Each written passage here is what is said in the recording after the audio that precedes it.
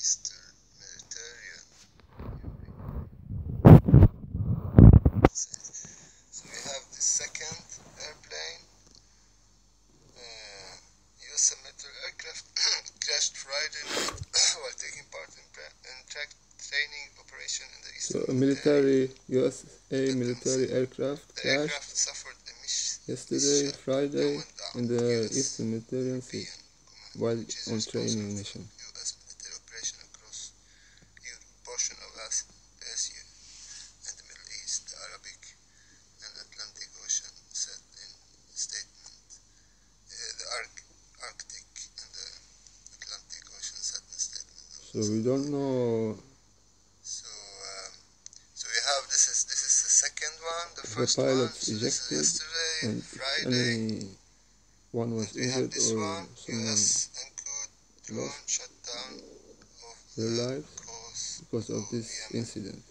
So we have in Wednesday, last Wednesday, This is on Wednesday. MQ-9 Reaper drone was shut down Eastern Mediterranean.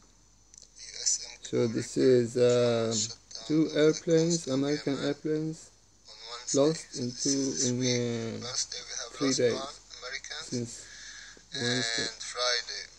So this will maybe in 3 days, American lost two make the war planes. The defense confirmed spread from Gaza to other regions in the Middle East. So it's spreading, and World War III is like a must for some countries. And yeah, everything is going according to the plan to have World War III easily as that. That's because they want to cover the skies, cover up the skies, so no one can see what's happening in the sky. Instead, we'll be in the bunkers praying for